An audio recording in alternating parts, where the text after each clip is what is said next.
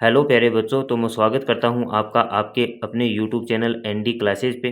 तो हम पढ़ रहे थे क्लास 10th की गणित, जिसमें हमने 1.2 के 2 सवाल कर लिए थे कंप्लीट। अगर वो वीडियो आपने नहीं देखे हैं तो प्लीज़ उन वीडियोज़ को आप ज़रूर देखें। अगर ऐसे नहीं मिले तो आप एनडी क्लासेज सर्च करके और वहाँ पे प्लेलिस्ट में जाकर वो वीडियो आप देख सकते हो। ठीक है बच्चों, आज हम शुरुआत करेंगे 3 के सवाल की, है ना। तो 3 का सवाल देखिए क्या दे रखा है। अभाज्य गुणनखंड विधि द्वारा निम्नलिखित पूर्णांकों के एचसीएफ और एलसीएम ज्ञात कीजिए। तो देखो क्या पूछा है, एक तो एचसीएफ पूछा है और एक एलसीएम पूछा है यहाँ पे। तो हमने पीछे जो सवाल किए हैं उसमें हमने क्या पढ़ा था, सिर्फ एचसीएफ के बारे में पढ़ा था कि एचसीएफ कैसे निकालते हैं। आज हम पढ़ेंगे कि एलसीएम कैसे निकालते हैं। एचसीएफ तो निकालना ही निकालना है, लेकिन एलसीएम भी इसके साथ में आपको निकालना है। तो शुरुआत करते हैं पहले सवाल की। पहला सवाल संख्या दे रखी है आपको 12, 15 और 21। उन सवालों में दो दो संख्या थी, तो हमने क्या किए थे, दो दो के जोड़े बनाए थे। क्या निकालने के लिए, एचसीएफ निकालने के लिए। अब यहाँ पे आपको कितनी संख्याएं दे रखी है, 3 संख्याएं दे रखी है। तो हम कितने कितने के जोड़े बनाएंगे, यहाँ पे 3 3 के जोड़े बनाने पड़ेंगे। जितनी ज़्यादा संख्याएं होंगी उतने ही हमें क्या बनाने पड़ते हैं, उसके अंदर जोड़े बनाने होते हैं। क्या निकालने के लिए, एचसीएफ निकालने के लिए। तो सबसे पहले हमें क्या करना है, इनका अभाज्य गुणनखंड विधि द्वारा। किसके द्वारा, अभाज्य गुणनखंड। तो आपको ये पता होना चाहिए कि अभाज्य संख्याएं कौन कौन सी होती हैं, वो मैंने बताई हैं। एक बार फिर से बता देता हूँ, अभाज्य संख्या कहाँ से स्टार्ट होती है, हमेशा 2 से। 2, 3, 5, 7, 11, 13, 17, है ना, 23, ये इस प्रकार चलती रहती है आगे। ठीक है बच्चों, तो हम सबसे पहले अभाज्य संख्या कौन सी होती है, हमारी 2 होती है। तो सबसे पहले हम किसका भाग देंगे, यहाँ पे 2 का भाग देंगे। किसका देंगे, 2 का। तो 2 का देंगे, 2 के बारे में 12 आता है कितनी बार, 2 छिके 12। कितनी बार आता है, 2 छिके 12। अब हम कितने का देंगे, देखो अगली संख्या तब तक नहीं जाएंगे, अगली संख्या पर जब तक 2 का भाग जाए। तो 6 में 2 का भाग पूरा पूरा यहाँ पे जाता है। तो हम कितने का देंगे, फिर से 2 का ही भाग यहाँ पे देंगे, यानी कि 2 का भाग देकर देखेंगे। तो 2 का भाग दिया तो कितनी बार जाएगा यहाँ पे, 3 बार। कितनी बार, 3 बार, क्योंकि 2 का पहाड़ा हम 3 बार बोलते हैं, तो 6 आता है उसके अंदर। ठीक है बच्चों, तो अब देखो, अब यहाँ पे हम क्या करेंगे, 3 आ गया है। तो 2 के पहाड़े में तो 3 आता नहीं है, तो कितने का देंगे, अगली अभाज्य संख्या कौन सी है अपनी, 3 है। तो यहाँ पे कितने का पहाड़ा, 3 का। 3 एकम 3, तो यहाँ पे 1 आ गया, तो अभाज्य गुणनखंड वहीं पे आपका समाप्त हो जाता है। ठीक है, अब करते हैं 15 की। तो 15 में तो देखो यहाँ पे इकाई का अंक कितना है, 5 है। तो 2 के पहाड़े में तो आएगा नहीं। तो अगली अभाज्य संख्या कौन सी है अपनी, 3 है। तो 3 का भाग देंगे यहाँ पे, क्योंकि 3 का भाग 15 में पूरा पूरा जाता है। कितनी बार, 3 पंजो 15, 5 बार गया। ठीक है बच्चों, अब देखो 3 के पहाड़े में 5 नहीं आता है, तो मतलब अगली अभाज्य संख्या, तो अगली कौन सी है अपनी अभाज्य संख्या, 5 है। तो कितने का भाग देंगे अब, 5 का। तो 5 एकम 5, ये आ गया एक। तो ये भी अभाज्य गुणनखंड कंप्लीट होता है यहाँ पे। अब देखो इसमें देंगे, तो यहाँ पे इकाई का अंक कितना है, 1 है। तो 1 तो आता नहीं है 2 के पहाड़े में, तो हम कितने का देंगे, फिर से 3 का। देखो 2 का जाए तभी आपको लेना है 2, नहीं तो आप कितनी अगली अगली अगली संख्याओं पे चलते चले जाइए। तो यहाँ पे कितने का देंगे अब हम, 3 का। तो 3 7 21, कितनी बार गया, 7 बार। अब हमारे पास 5 है, 5 के पहाड़े में 7 नहीं आता है, तो हम अगली संख्या कौन सी अपनी, 7 ही है, क्योंकि 7 तो खुद ही क्या है, एक अभाज्य संख्या। तो 7 एकम 7। तो इस प्रकार आपको इनके गुणनखंड करने हैं। अब हम क्या करेंगे, इसका एचसीएफ निकालेंगे। तो एचसीएफ निकालने के लिए जो हमने गुणनखंड किए हैं उनको हम नीचे लिख लेंगे पहले। तो हमने क्या क्या गुणनखंड किए हैं, देखो 12 के गुणनखंड किए हमने, 15 के गुणनखंड किए हमने, और हमने क्या किया है, 21 के गुणनखंड हमने किए हैं। तो 12 के गुणनखंड हमने किए थे 2 2 और 3। तो 2 गुणा 2 गुणा 3, ये हमने 12 के गुणनखंड किए। ठीक है बच्चों, इसके बाद में हमने 15 क्या के गुणनखंड किए हैं, 3 गुणा 5, और फिर हमने 3 गुणा 7, ये 21 के गुणनखंड किए।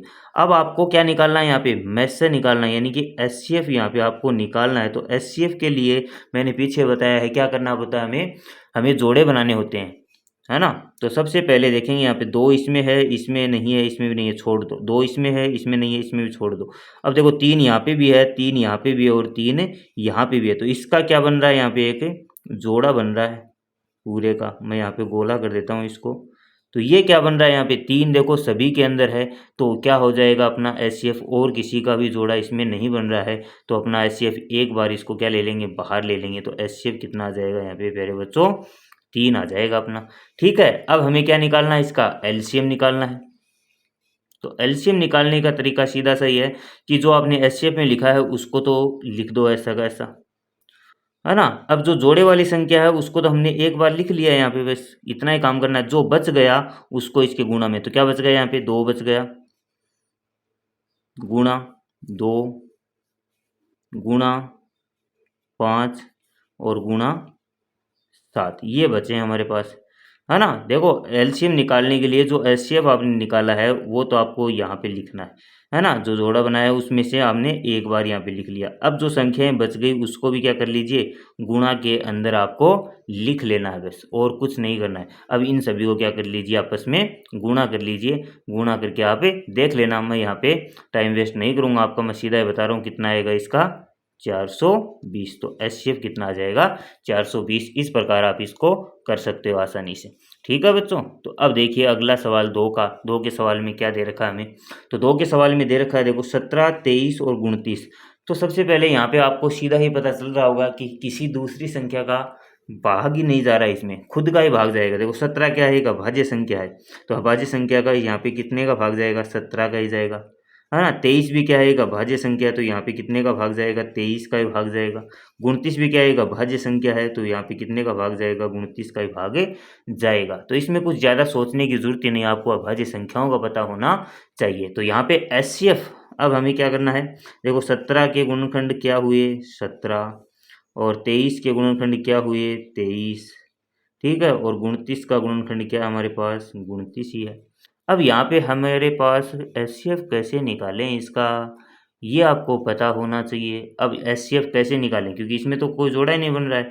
तो एचसीएफ निकालने का, अगर किसी में जोड़ा नहीं बन रहा है ना, संख्याएं नहीं आ रही हैं, तो उसका एचसीएफ कितना होता है प्यारे बच्चों, उसका एचसीएफ हमेशा कितना होता है 1, क्योंकि इसके साथ में भी गुणा में 1 लगा सकते हैं, इसके साथ में भी और इसके साथ में भी। तो यहाँ पे जोड़ा किसका बना, 1 का बना प्यारे बच्चों, क्योंकि इसके मान में कोई भी परिवर्तन नहीं आता है 1 से गुणा करने पर। ठीक है बच्चों, तो इसका एचसीएफ, जिस संख्या में कोई भी जोड़ा नहीं बनता है उसका एचसीएफ कितना होता है प्यारे बच्चों, 1 होता है हमेशा, है ना। तो ये बात आप याद रखना। अब क्या निकालना है, इसका एलसीएम निकालना है। तो एलसीएम निकालने के लिए आपको पता ही है क्या करना है, इन सभी को गुणा कर लीजिए, 17 गुणा 23 गुणा 29। तो इनको गुणा करोगे आप, तो इसका आंसर कितना आ जाएगा प्यारे बच्चों, वो हम देख लेते हैं अभी। तो वो आ जाएगा आपके पास 11,339। देखो बच्चों एक बार करके देख लेना गुणा, अगर गुणा में कोई गलती हो तो, ठीक है ना। तो गुणा करके आप देख लेना, चेक कर लेना इसको, 17 को 23 को और 29 को आपस में गुणा करके देख लेना कि इसका आंसर कितना आएगा। ठीक है, मैंने आपको बता दिया कितना आएगा। अब आगे देखते हैं अगला सवाल, 3 का सवाल। 3 के सवाल में क्या दे रखा है हमारे पास, तो देखिए 8, 9, 25 क्या दे रखे हैं संख्याएं, 8, 9 और 25। तो इनके भी क्या करने हैं आपको, गुणनखंड करने हैं, और क्या निकालना अपने को, एचसीएफ निकालना है ना, एलसीएम निकालना है। तो वही करते हैं, सबसे पहले अभाज्य गुणनखंड। तो 2 का ही भाग जाएगा 4 बार, फिर 2 का जाएगा 2 बार, और फिर 2 का जाएगा 1 बार। ठीक है, अब यहाँ पे तो जाएगा नहीं, कितने का 2 का, अब कितने का जाएगा यहाँ पे 3 का। तो 3 तिये 9, 3 एकम 3। अब यहाँ पे कितने का जाएगा, 2 का नहीं जाएगा, इकाई का अंक 5 है, 3 का भी नहीं जाएगा। तो अगली अभाज्य संख्या कौन सी होती है, 5 का ही जाएगा, 5 25, और 5 का ही फिर से जाएगा, तो 5 एकम 5। तो आपको अभाज्य गुणनखंड करने आने चाहिए। ठीक है, अगर नहीं आते हैं तो आप कमेंट बॉक्स में मुझे बता दीजिएगा, मैं आपको एक बार दोबारा से अभाज्य गुणनखंड का एक वीडियो लेकर आपके लिए हाजिर हो जाऊंगा। ठीक है, तो अब इनका क्या करते हैं हम, अब एचसीएफ और एलसीएम निकालते हैं। तो सबसे पहले 8 के अभाज्य गुणनखंड हमने क्या किए वो लिख लेते हैं। तो 8 के हमने किए हैं 2 गुणा 2 गुणा 2। फिर 9 का अभाज्य गुणनखंड हमने क्या किया है 3 गुणा 3, और फिर 25 का अभाज्य गुणनखंड हमारे पास क्या है 5 गुणा 5। ठीक है, तो अब हमें क्या निकालना है, इसका एचसीएफ निकालना है। तो एचसीएफ निकालने के लिए देखो क्या करना है, वही आपको 3-3 के जोड़े बनाने हैं, सेम संख्याएं होनी चाहिए। तो इसमें 2 आ रहा है, इसमें नहीं है, इसमें भी नहीं है, 2 इसमें है, इसमें नहीं है, नहीं है, नहीं है, 3 देखिए 3 इसमें भी नहीं है, किसी में नहीं, 5 भी नहीं है। तो किसी का जोड़ा नहीं बनता है, तो उसका एचसीएफ कितना होता है, हमेशा 1 होता है ना। बस ये बात याद रखना, जिसका जोड़ा नहीं बनता उसका एचसीएफ कितना होता है, हमेशा 1 होता है। अब क्या निकालेंगे यहाँ पे, एलसीएम। तो एलसीएम निकालने के लिए क्या करना होता है, जो जितनी भी संख्याएं दे रखी हैं उन सभी को क्या कर दो, आपस में गुणा कर दीजिए। तो 2 गुणा 2 गुणा 2, 3 गुणा 3 गुणा 5 गुणा 5, तो इनको गुणा करोगे तो आपके पास जो आंसर आएगा वो आएगा 1800। कितना आएगा बच्चों? 1800, है ना। दो दूनी 4, 4 दूनी 8, है ना, 8 3 24, है ना। इस प्रकार आप करके देख लेना, इसका आंसर कितना आएगा? 1800 आएगा, 1800 इसका आंसर आएगा। तो इस प्रकार ये सवाल था आपका 3 का सवाल। तो आसानी से समझ में आया होगा। अगर नहीं आया है तो कमेंट बॉक्स में ज़रूर बताइएगा कि कहाँ पे आपको प्रॉब्लम हो रही है, आपको दोबारा बताने की कोशिश की जाएगी। ठीक है बच्चों, अगला सवाल देखते हैं, 4 का सवाल। 4 के सवाल भी इम्पोर्टेंट है, तो 4 का सवाल देखते हैं। देखो, तो 4 का सवाल है एचसीएफ, यानी कि इन संख्याओं का आपको एचसीएफ दे रखा है। देखो, ये है अपना ए मान लिया और ये है अपनी बी संख्या। ठीक है, दो संख्याएं दे रखी हैं, तो ए और बी इनको हमने मान लिया यहाँ पे। यानी कि आपको एचसीएफ दे रखा है, कितना दे रखा है? इन दोनों संख्याओं का एचसीएफ दे रखा है 9। कितना दे रखा है?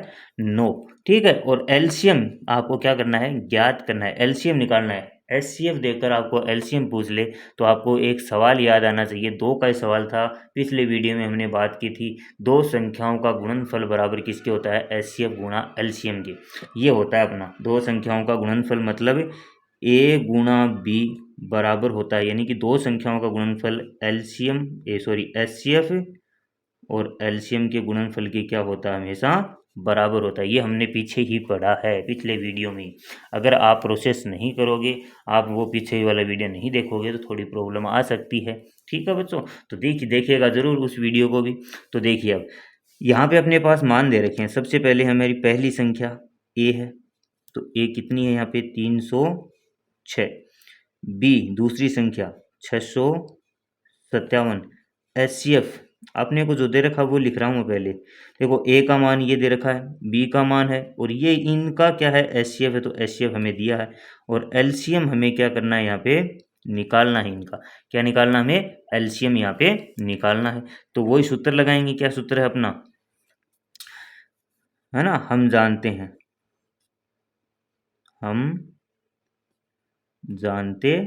हम क्या जानते हैं कि दो संख्याओं का गुणनफल बराबर होता है एचसीएफ गुणा एलसीएम, हम ये जानते हैं।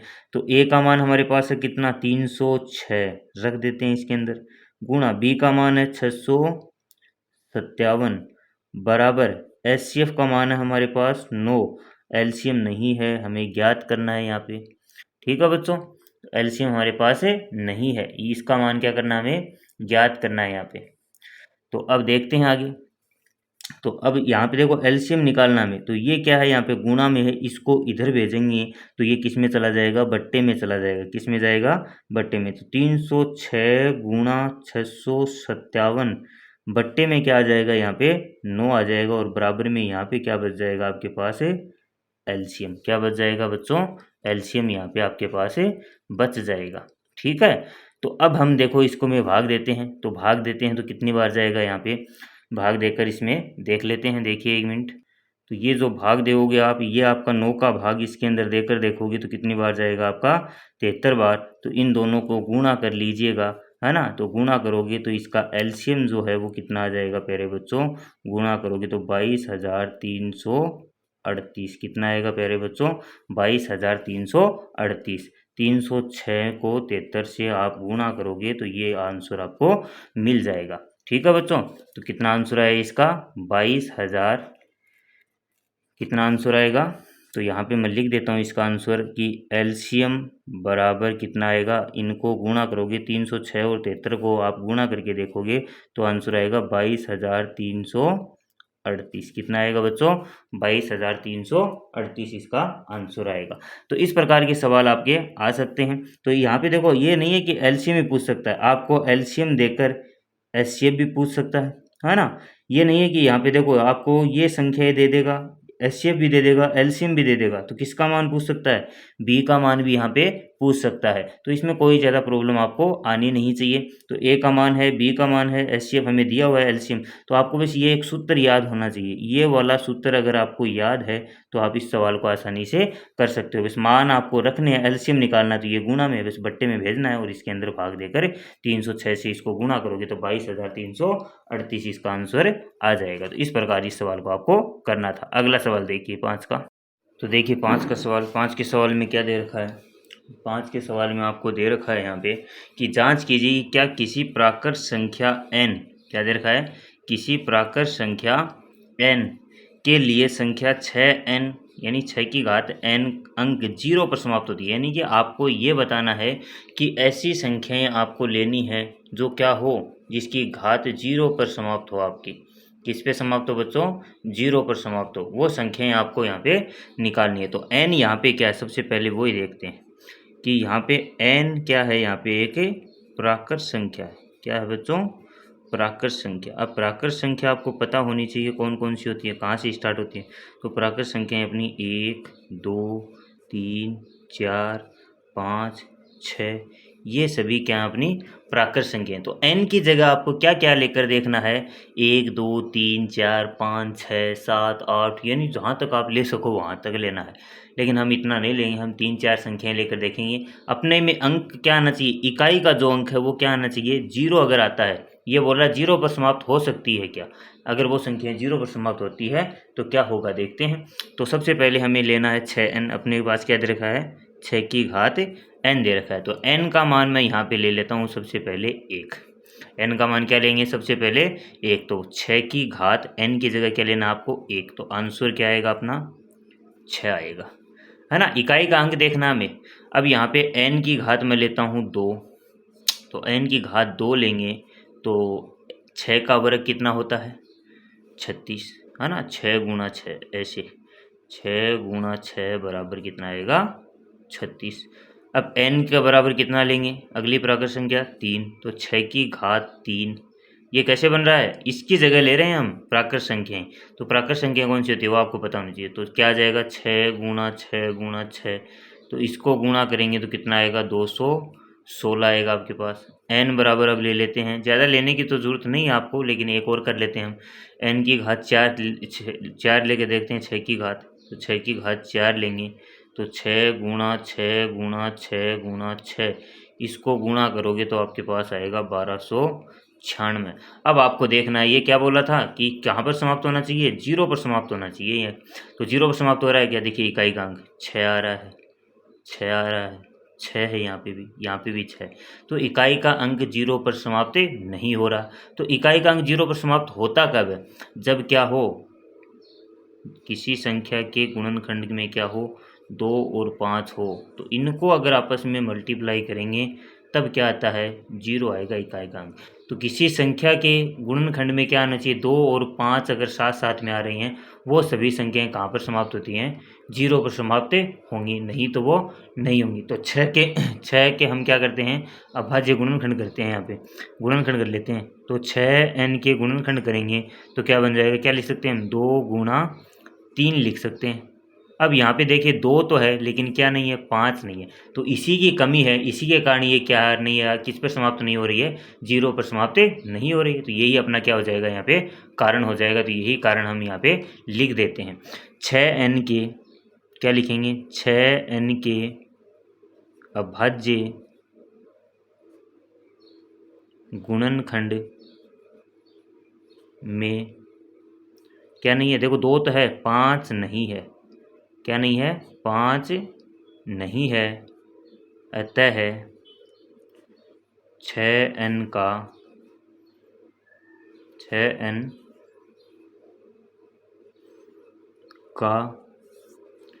इकाई का अंक, किसका अंक, इकाई का अंक 0 पर समाप्त नहीं होगा। समझ में आ गई प्यारे बच्चों बात।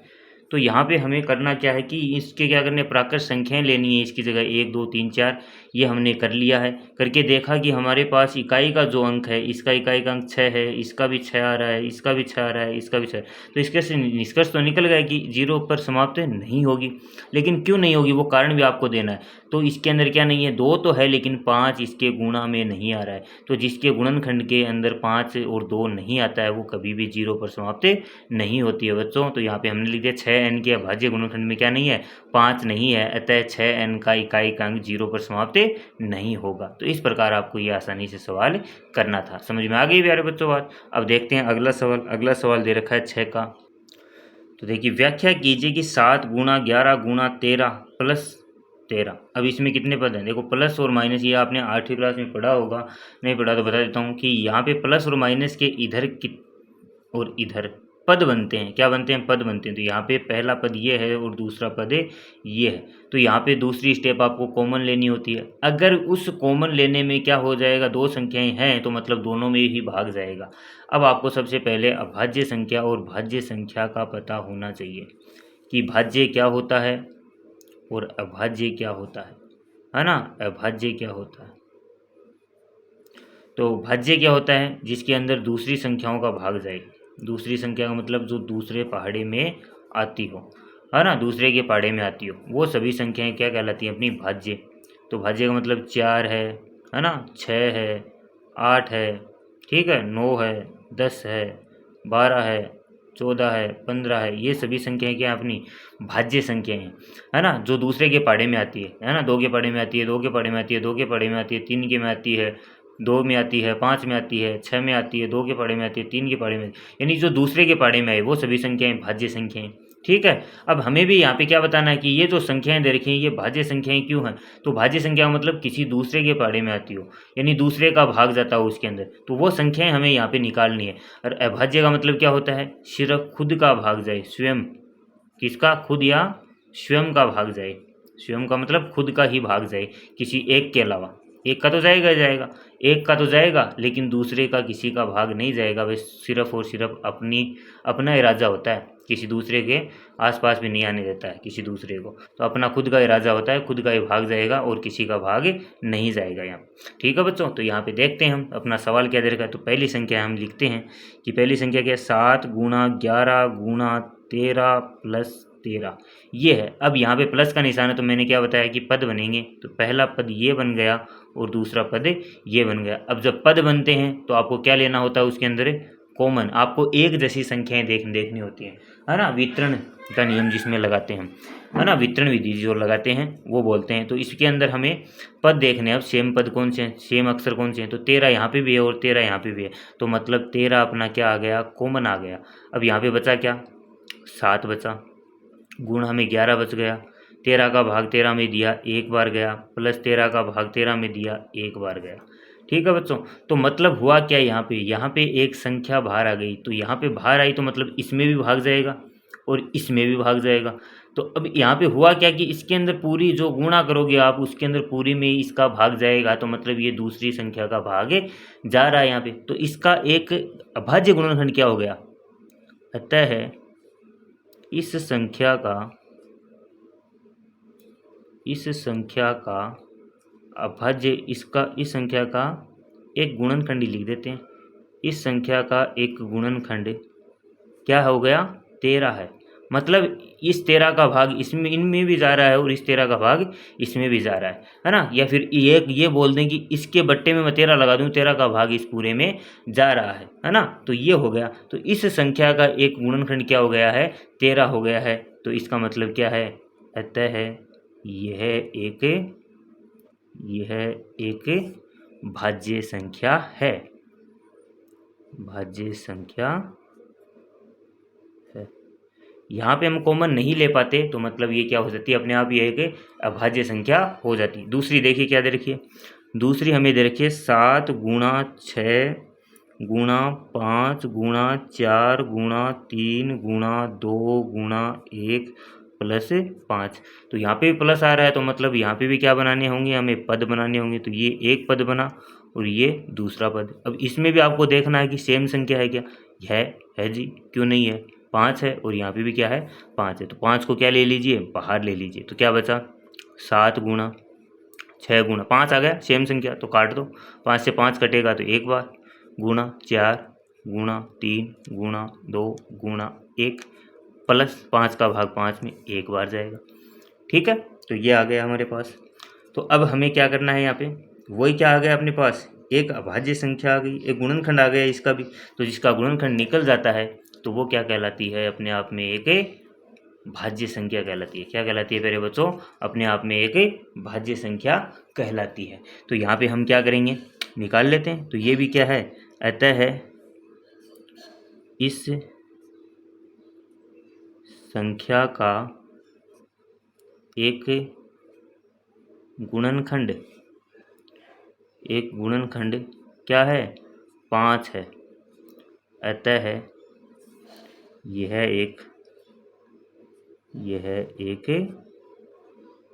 भाज्य संख्या है। तो यहाँ पे इस प्रकार आपको ये सवाल करना था। बस आपको ध्यान में क्या रखना है, देखो इसमें कॉमन आ रहा है, यानी बाहर हम संख्या ले सकते हैं, तो मतलब ये क्या हो गया, इस पूरी संख्या का एक गुणनखंड हो गया। ये 5 हमने बाहर लिया तो ये क्या हो गया, इस संख्या का एक गुणनखंड हो गया। मतलब इसके अंदर पूरा पूरा भाग इसके अंदर जा रहा है, तो जिसमें पूरा पूरा भाग जाएगा वो क्या कहलाती है, एक अभाज्य संख्या, भाज्य संख्या कहलाती है। तो इस प्रकार आपको ये सवाल करने थे। ठीक है बच्चों, तो अगला सवाल देखते हैं। तो देखिए 7 का सवाल, लास्ट सवाल से पहले एक रिक्वेस्ट कर लेते हैं आप लोगों से। तो रिक्वेस्ट यही है, अगर वीडियो अच्छा लगे तो आप लाइक कीजिएगा और चैनल को सब्सक्राइब कीजिएगा, और जितने से जितना हो सके शेयर कीजिएगा वीडियो को, जितने जितने बच्चे लाभ उठा सके उठा लें। ठीक है बच्चों, तो हम शुरुआत करते हैं अपने लास्ट सवाल की, इस प्रश्नावली की। तो किसी खेल के मैदान के चारों ओर एक वर्ताकार पथ है, यानी कि वो खेल का मैदान है, ऐसे मान लो हम यहाँ पे बना ही लेते हैं इसको। जैसे मैंने ये गोला बना दिया यहाँ पे, ये अपना मैदान हो गया, है ना। क्या हो गया प्यारे बच्चों, ये अपना एक खेल का मैदान है, ये मान लीजिए। ठीक है, इस मैदान का एक चक्कर लगाने में सोनिया, क्या नाम है, सोनिया, तो यहाँ पे हम लिख लेते हैं सोनिया को मैं एस से दिखा देता हूँ यहाँ पे, सोनिया। ठीक है, सोनिया को 18 मिनट कितने लगते हैं, यहाँ पे 18 मिनट लगते हैं। जबकि इस मैदान का एक चक्कर लगाने में रवि, दूसरा कौन आ गया है, रवि को कितने मिनट लगे हैं, 12 मिनट लगते हैं। मान लीजिए दोनों एक ही स्थान, यानी यहीं से, है ना, यहीं से एक ही स्थान एक ही समय पर चलते हैं, यहाँ से ऐसे चलना प्रारंभ कर देते हैं, है ना, प्रारंभ कर देते हैं, एक ही दिशा में आ रहे हैं दोनों। कितने समय बाद वह पुनः प्रारंभिक स्थिति, यानी यहाँ से चले वो ऐसे चलते गए, लेकिन ये दोनों कौन सा समय पे यहाँ पे आकर मिल जाते हैं। तो मतलब यही है, एस शेप से तो ये निकलेगा नहीं, तो किससे निकलेगा, इसका हम 18 और 12 का क्या निकाल लेंगे, यहाँ पे एलसीएम निकाल लेंगे, और एलसीएम निकाला तो अपने पास से उत्तर आ जाएगा। तो सवाल में हमें क्या दे रखा है वो देख लेते हैं।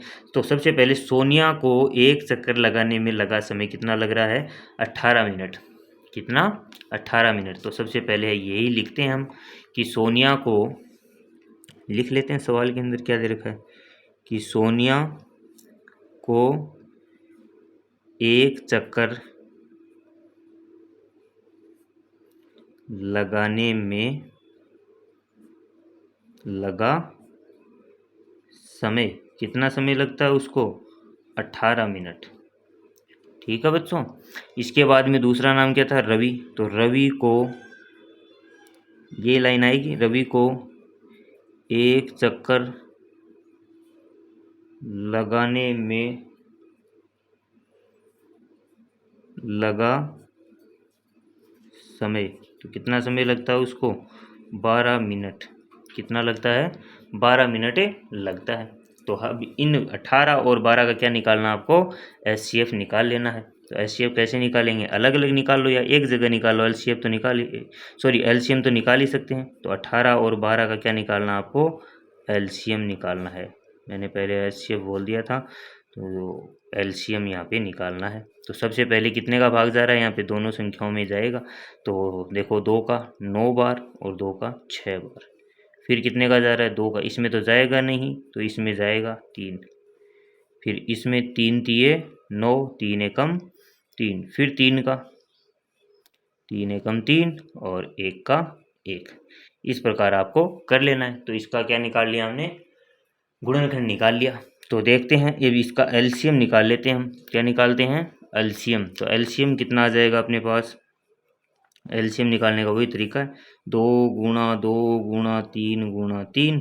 तो 2 दूनी 4, 4 तिये 12, 12 तिये 36।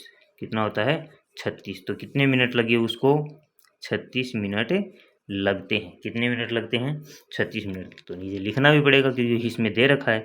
तो यहाँ पे हम लिख देते हैं, अतः दोनों को प्रारंभिक स्थान पर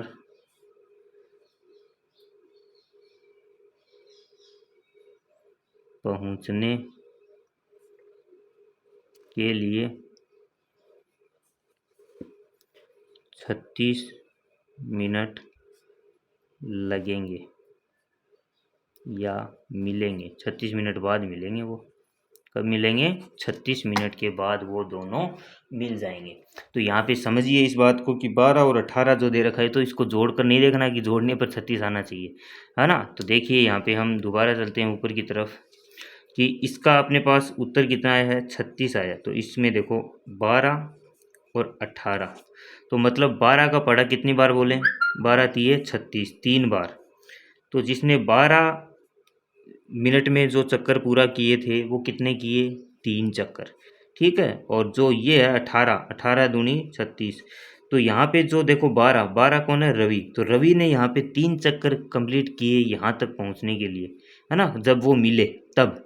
और 18 इंच सोनिया जब पहुँचेगी इस पॉइंट पे, दोनों एक साथ में, रवि भी यहाँ से चला यहाँ पर पहुँचा और सोनिया, दोनों जब मिलेंगे एक ही पॉइंट पर आकर, यानी कि इस प्रारंभिक स्थान पर आकर जब मिलेंगे, तो जो रवि है वो तो 3 चक्कर कंप्लीट कर लेगा, और जो सोनिया है वो कितने चक्कर? 2 चक्कर के बाद दोनों आकर मिलेंगे। आपको ये बस बताना था यहाँ पे। तो कितने मिनट के बाद? 36 मिनट के बाद आकर वो दोनों आपस में मिल जाएंगे। तो इस प्रकार ये 1.2 आपकी प्रश्नावली कंप्लीट होती है। वीडियो अगर आपको अच्छा लगा है तो लाइक कीजिए, चैनल को सब्सक्राइब कीजिए, है ना, और वीडियो को ज़्यादा से ज़्यादा शेयर कीजिए। थैंक यू, धन्यवाद।